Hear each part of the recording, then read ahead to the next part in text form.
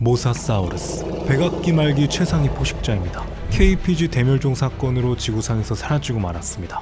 범고래는 현 시대인 신생대 홀로세에서 최상위 포식자로 군림하고 있습니다. 범고래의 영어 이름은 킬러 웨일로 역사적으로도 흉폭한 포식자입니다. 범고래보다 크고 강력한 해양 생물들은 존재하지만 범고래 소리만 들으면 도망쳐 다닐 정도로 범고래에게 천적이 거의 없습니다. 그렇다면 백악기 말기 최상위 포식자가 현 시대 신생대 홀로세에 나타난다면 범고래와 모사사우루스 중 과연 누가 바다를 지배하고 있을까요?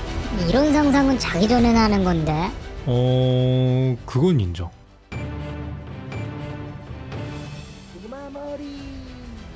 모사사우루스는 중생대 백악기 후기 바다에서 번성한 종이었습니다. 생김새가 살짝 악어와 비슷하지만 악어와는 상관없는 종입니다. 모사사우루스는 해양 파충류로 파충강 유림목 모사사우루스과에 속합니다. 그 당시 전 세계 모든 내륙과 바다에서 모사사우루스의 화석이 발견될 정도로 바다를 꽉 쥐어잡고 있던 최상위 포식자였습니다. 심지어 남극 극지방에서도 화석이 발견될 정도로 세계 곳곳에서 서식하는 종이었죠. 현 시대 신생대 홀로세 최상위 포식자 범고래도 마찬가지로 전 세계 곳곳에서 볼 수 있습니다. 따뜻한 열대지방에서도 살고 추운 극지방에서도 살며 한국 바다에서도 볼 수 있습니다. 범고래는 소목 참돌고래과 포유류에 속합니다. 이름은 참돌고래과지만 크기가 매우 커서 돌고래에도 속하고 고래에도 속합니다. 둘 다 전 세계 모든 바다에서 볼 수 있다는 점을 고려한다면 모사사우루스와 범고래의 서식지가 겹칠 수밖에 없습니다. 둘이 경쟁해야 하는 사실은 불보듯 뻔한 일이죠. 최상위 포식자들의 스펙을 비교해보죠. 범고래의 무게는 수컷 기준으로 평균 6,000kg 정도 됩니다. 모사사우루스는 평균 4,500kg 정도로 예측되고 있습니다. 서로의 최대치 무게를 비교해보아도 범고래가 더 묵직합니다. 몸 길이는 모사사우루스가 더 긴데 모사사우루스는 대략 11에서 13m 정도로 건물 3, 4층 높이 정도며 범고래는 수컷 기준으로 6에서 8m 정도 됩니다. 2층 높이 정도죠. 여기까지만 들으면 누가 더 강할지 예측이 되지 않습니다. 그렇다면 속도도 보죠. 과학자들은 모사사우루스 구조를 보았을 때 최대 속도를 시속 48km로 보고 있습니다. 범고래는 시속 56km로 기록되었습니다. 범고래는 바다에서 매우 빠른 포유류에 속합니다. 속도에서는 범고래가 유리합니다. 속도뿐만 아니라 6,000kg에 육박하는 몸에서 나오는 지구력도 모사사우루스보다 범고래가 위일 가능성이 높습니다. 클라이버의 법칙에 따르면 질량 증가에 따른 신진대사량은 1대1이 아닌 4분의 3 제곱으로 증가하기 때문에 단위 시간 및 단위 질량당의 신진대사율을 따져보면 모사사우루스보다 범고래가 에너지 효율 측면으로 유리합니다. 약 1.2배 정도 유리합니다. 실제로 범고래와 무게가 10배 이상 무거운 대왕고래들과 쫓고 쫓기는 지구력 싸움에서도 늘 대왕고래가 이겼습니다. 무게가 1,500kg 정도 더 나가는 범고래의 지구력이 더 강했을 겁니다. 뭐야, 그러면 범고래가 그냥 모사사우루스 바르겠네. 여기까지만 본다면 범고래가 위로 보이지만 이빨로 묻은 힘, 치악력 부분에서 큰 차이를 보여줍니다. 모사사우루스의 치악력이 약 6,000kg 힘으로 추측됩니다. 모사사우루스와 조금 닮은 바다악어의 경우도 모사사우루스와 턱 구조가 비슷한데 바다악어는 데스롤이라고 자신의 무게를 실어서 몸을 회전하여 무는 기술인데 모사사우루스의 화석의 턱 부분을 보면 턱이 부서지고 회복한 흔적들이 남아있습니다. 그 말은 모사사우루스도 자신의 무게를 실어서 무는 방식을 이용했을 겁니다. 모사사우루스의 치악력이 약 6,000kg 힘인 반면에 범고래의 치악력은 1,300kg 힘임 정도입니다.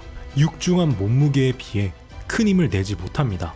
그 이유는 범고래 이빨 구조에서 볼 수 있는데 범고래 이빨은 크고 뭉툭합니다. 이 경우에는 치악력을 측정할 때 더 낮게 측정되며 힘이 온전히 실리지 않습니다. 반면에 모사사우루스는 이빨이 작고 날카롭습니다. 그래서 힘이 한 곳에 몰려 더 강한 치악력이 나옵니다.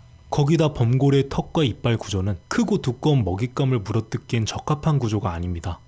상어처럼 가죽을 찢고 살점과 지방을 뜯어내기에 적합하지 않습니다. 그래서 범고래는 자신보다 크거나 비슷한 생물을 사냥하기에 좋은 신체 구조가 아닙니다. 그렇기에 1대1로 싸운다면 범고래가 모사사우루스를 이겨내기 힘들 겁니다. 다만 범고래는 일반적인 포식동물의 사냥 방식과는 다르게 상처를 입혀 숨통을 끊는 방식을 이용하지 않습니다. 범고래는 전술을 이용해서 사냥합니다. 범고래는 굉장히 지능적인 동물인데 인간 다음으로 영리하다는 말을 들을 정도로 주어진 환경을 이용하여 사냥하는 전술가의 면모를 보여줍니다. 전술에 있어서는 머릿수도 중요한데 그동안 다른 포식자들이 범고래와 싸우지 않은 이유는 범고래는 집단을 이루며 보스 레이드를 하듯 파티를 이루어 다구를 치는 동물이기 때문입니다. 머릿수도 많은데 협동조차 끝내주며 조직력도 탄탄한 데다가 전술로서 사냥하기 때문에 범고래만 보면 피다니는 겁니다. 범고래가 대형고래를 사냥할 때 지구전으로 대형고래를 사냥하는데 대형고래를 끈질기게 쫓아서 부드러운 살 지느러미나 아래턱을 집벽에 물어뜯어 출혈을 일으킵니다. 그리고는 대형고래가 숨을 쉬지 못하게 몸으로 짓누르죠. 그렇게 대형고래는 체력이 떨어지고 피를 흘리며 질식해서 죽는 것입니다. 다구리 앞에서는 장사가 없다더니. 그런데도 다굴 전문가 범고래보다는 모사사우루스가 범고래의 전쟁에서 이겼을 것으로 보는 견해가 강합니다. 그 이유는 모사사우루스 굉장히 영리한 동물로 추측되기 때문입니다. 당시 장경용, 어룡, 상어 같은 다른 상위 포식자 사이에서도 살아남을 정도로 번성했습니다. 그런 정점이 포식자들 속에서 살아남기 위해 다양한 전술을 펼치지 않고서는 최상위 포식자로 군림하기 어려웠을 겁니다. 범고래처럼 무리를 지어 다녔을 것으로 추측되기도 합니다. 거기다 모사사우루스는 자신보다 더 큰 동물도 사냥하기 좋은 신체 구조를 지니고 있습니다. 범고래와의 전쟁에서 이겼을 것으로 보는 견해가 강한 이유인 것이죠.